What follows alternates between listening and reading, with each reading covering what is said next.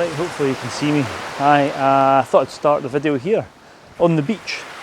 I'm on the beach at Glen Brittle, and behind me is the Glen Brittle campsite where I'm parked up in my van. And hopefully maybe somewhere up here behind me you'll also see the Cuillin Mountains. And the reason that I'm starting the video today for tomorrow's adventure is you can see them. So I thought I'd just show you them in case they disappear when I'm going up tomorrow. But I'm hoping to go up the highest peak in the whole of the Isle of Skye, and then the Cuillins as well. But I'm not sure if I'm going to make it because the forecast tomorrow is, well, it's deteriorating and it could be too windy to top out. But I'm going to go and have a look and maybe try and get up early. So the next time you see me will be tomorrow morning, hopefully nice and early, and heading up towards Coire, Lagan. This is a true sea to summit hike because I'm starting at sea level and heading to the highest point on the island. And there was a reason that I chose Coire, which I'll come on to later on. But for now, it was time to get my head down and get ready for an early start the following morning.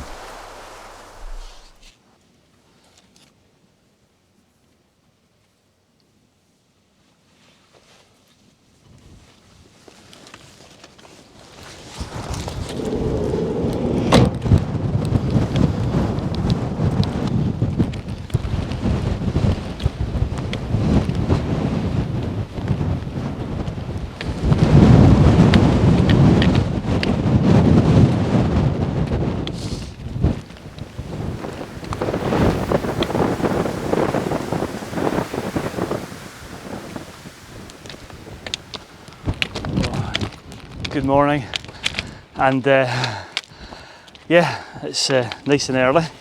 I got up at first light, and as expected, there's some good news.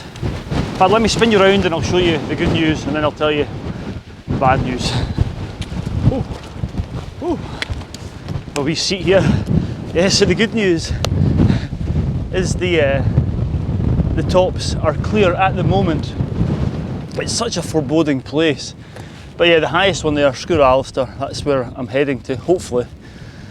But the bad news is it's blowing a hoolie. It's not as windy here because we're starting to get into the shelter of the Cuillin themselves. But let's see. Hopefully I'll get a bit more shelter as I head into the Coire. And I'll tell you why I've chosen this route. But yeah, every now and again I'm worried about the camera falling over. There's just these ferocious down gusts. But let's head up to the Coire and I'll bring you back there. Woo. I continued up towards the Coire in the mountains, hoping to get some shelter from that gusty wind and some shelter in the Coire. It was lovely though, I could see the mountains, which was a bonus. I've come round this wee depression, hopefully get some shelter here. Just, I've not got a signal on my phone. I'm hoping to get a signal when I get a bit higher up, just to check the forecast, because the campsite, there's no signal there, unfortunately. But it is windier than I thought it'd be. I'm hoping when I get into the Coire it will be a bit less windy, but I'm actually going to get my ski goggles on just now. Sounds strange, but it does help. My eyes get really watery when it's windy, so I'll stick them on my head anyway. It might look silly, but yeah, it'll save my eyes watering. I was getting closer to the Coire, but as you can see it was still really blustery and certainly windier than I'd expected from the forecast I'd seen a few days before, but I thought I'll keep on going and make my decision up at the Coire. Right, onwards we go. Oh, these big slabs, well, looks like granite, but it's probably gabbro. Oh wow, if I can show you, in fact I'm going to show you, I've not been into this Coire when it's been clear for a number of years. Every time I've come up it's been chucking it down, and it's been atmospheric enough, but what a place, what a place. There's not many places, I think, in probably the world that are as spectacular as this. I've got the sea behind me and this massive beautiful Coire behind me. Let me show you. I don't think I can even fit it all in. I need a wider lens. Can't even see the cliffs up here. Oh man, there's not much wind here.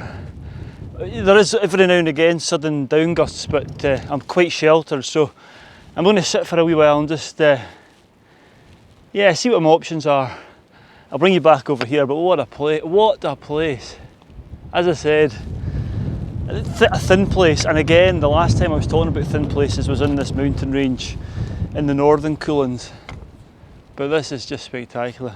Right, let's get a seat.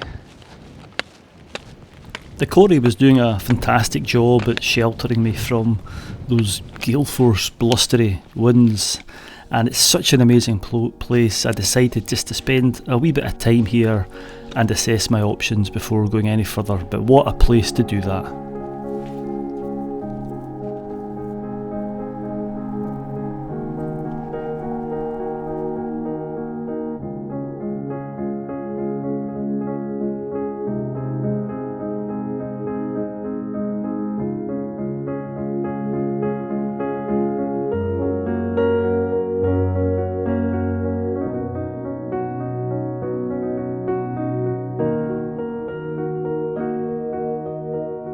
But what I'm going to do, I'm actually going to put the helmet on here because I'm going into the Great Stone Chute. I don't know how far up the Great Stone Chute I'm going to get. I'm almost certain, I'm 99% certain I'm not going to make the top.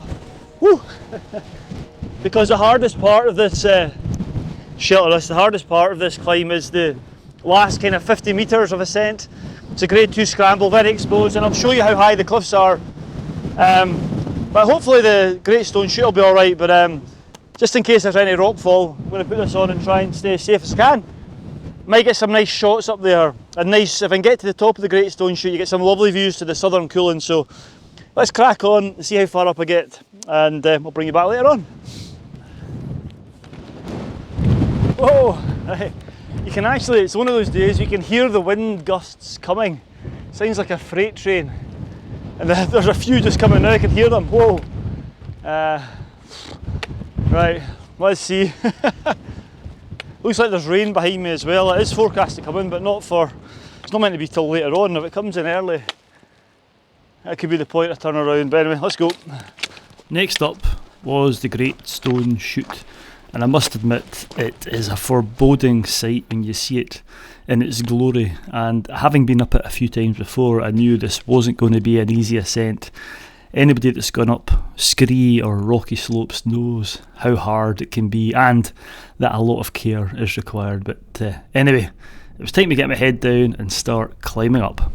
Oh right, I'm about a third of the way up. And I've come up as you're looking at the Stone Chute, the right hand side, and that was on a tip from Tom Prentice's book, because the stones, it's a bit more solitary, so you can move quickly. There are cliffs behind me, but they're not as steep as they are in a wee bit. Once I get into the gully, he then suggests you move to the left side so you're away from any rockfall. There's nobody above me today, but I think if you're in the main part, the biggest risk of stones being dislodged, and hence the helmet, is from parties descending or ascending above you. So I'm not going to hang around here too long and keep moving. And as I say, I did start over on that side, and I was every step forward was a step back as I sunk into it, whereas this side probably 2 or 3 times as quick. So just a wee tip for you there. I can see Ann Stack and the Inn Pin. I don't know if you can see them yet, but it's getting darker and darker. Let's get up here and get back down before this weather comes in. There's Cuillin Mountains up yonder as well. What a place. Right, let's go.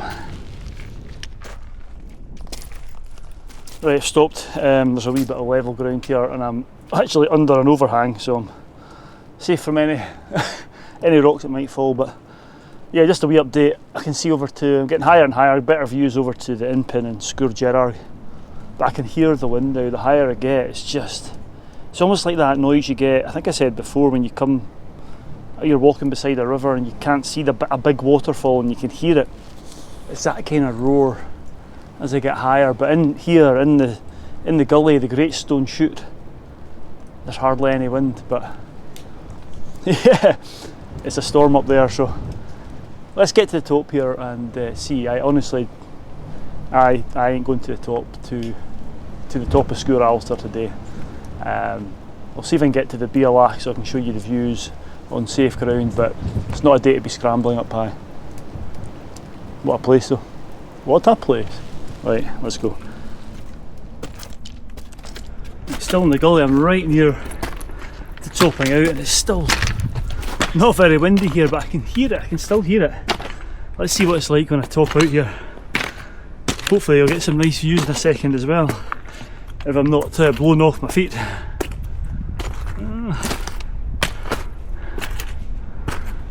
Wow. Oh my goodness. Wow. Wowee. Look at that view. Oh, a wee bit breezy. Not as bad as I thought it would be. Let's hunker down and make a decision what I'm doing. Although not as sheltered as the Great Stone Chute, there was still quite a bit of shelter at the Bealach, so I had a wee look around and also enjoyed the views at this point. I am at the Bealach and I can hear the wind all around, but just where I am, it's a wee bit of bluster every now and again. There's gusts coming in, and I thought to myself, well, maybe I could make it up, but I went round the corner and it just hit me. There was one gust came up, nearly knocked me over. And let me show you the consequences of being blown off this summit. It's a very, very small summit. I'll put some drone footage up from the last time I was here, and you can see how precarious it is from that. But before I do that, this is the these are the cliffs leading to the summit. So the summit is literally just up there. It's not very far. It'd take me literally 5 minutes to get up there, but if I was to fall, it's a long, long, long and rather unpleasant way to go. So I'm not stupid. I reckon I probably could do it, but what's the point in risking your life for that sort of stuff? So I'm happy with this. The views are fantastic over the southern Cuillin. I've got the views that I want. The views from the top aren't much different, to be honest with you, and I've been up to the top I think 3 times, so it's not like I've got summit fever. I'm just happy to get here. What a wonderful place. Oh, right, I'll hunker down here I think. Get a bite to eat. Take it all in before descending. Got a signal here, so I'm going to check the forecast as well. Oh. As I mentioned, the wind at the Bealach wasn't as bad as it was round the corner because it's quite sheltered by a couple of sets of cliffs on either side, and I just took time here to enjoy the views and get my jacket on and yeah, just take stock of the situation whilst I could hear the wind roaring about.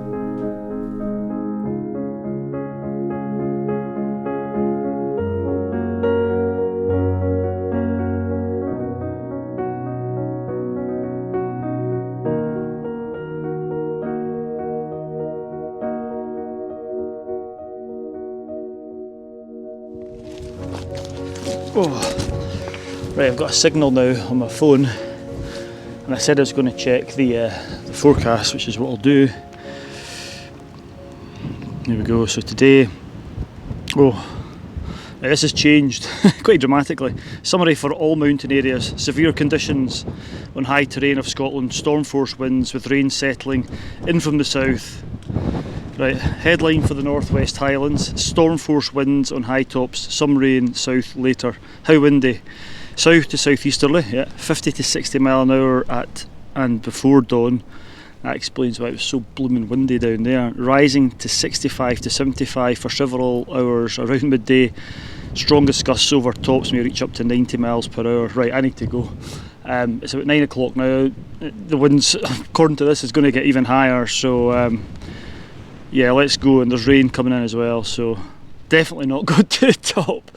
As I said, the reason that I chose this route was, judging by the forecast that I'd seen 2 days ago before coming up, it was to be windy, not as windy as this, but the winds coming from this direction meant that it was sheltered in there, which is what happened. There's hardly any wind down there. It's really windy walking in, but coming up the screes it was fine. So yeah, I'm going to pack up and get down and get back down to Safeway. As I said, it's within touching distance. It's literally about a 5-minute scramble up there, but I'm not risking it. It's yeah, you'd have to be stupid to do that. So let's get back down. Let's go. Oh, it does seem to be getting louder what I'm doing here is I'm just extending my poles to the maximum extension, because going steeply down that stone chute just makes it easier if the poles are longer. It's generally for going downhill actually. I always try and extend them if they've shortened going up, and if they are too short you just hold them further down the pole. But yeah, just make them as long as I can for this descent. I need to get going. It's wild place. Respect is respect needs to be taken here, so I'm just going to take my time coming down here. I'll put the big camera away and it'll be the 360 camera going back down the gully for a wee while, so I do apologise about that. Right, let's go. Right, come on then, let's go. I was keen to get going before those midday winds picked up and the rain came in. It was nice to drop down back into the calmness of the Great Stone Chute, but I still had this rather knee-jarring descent to come. I don't know if you'll hear me okay, but back down here it's just quiet. The echo, and then up there it's wild. Right, I'm going to put you away for a wee while now. Get down here, I'll bring you back down at the Coire.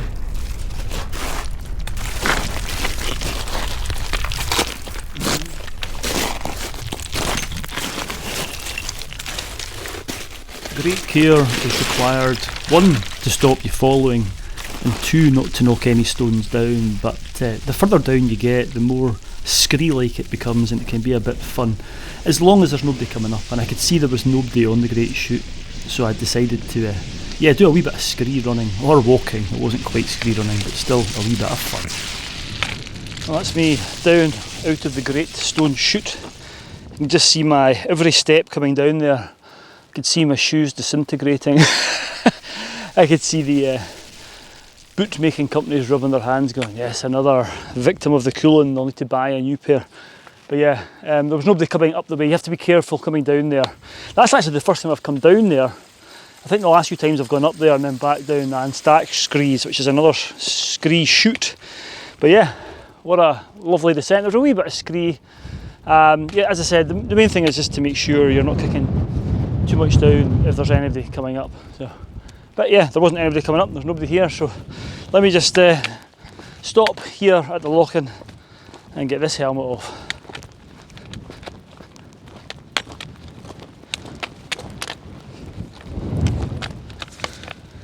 What a place. I've said this before, mainly about the Cairngorms, but sometimes the Coires are more impressive than the peaks. That's kind of hard to, I don't know, prove, especially in the Cuillin, because the peaks are just as impressive. But I tell you what, these Coires are amazing, amazing places.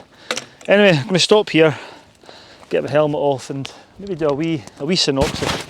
So yeah, what a great day. I was being very cautious. I chose this route because I kind of guessed that I would be in the shelter.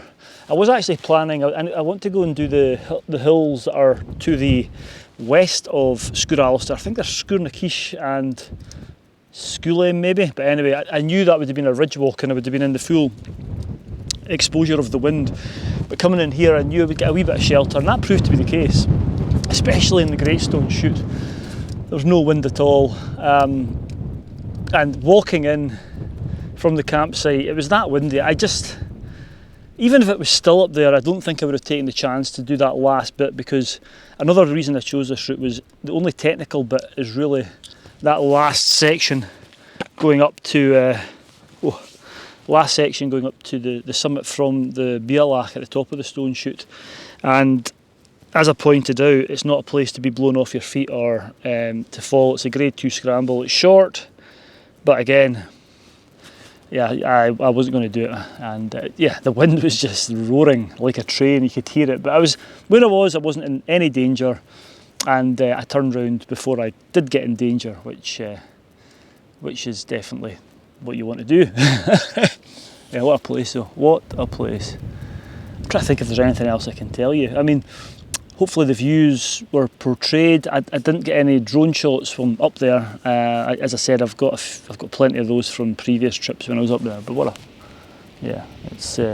It's a special place. So yeah, I don't think you're going to really want to see me walking all the way back down to the campsite. So I think I'll end the video here.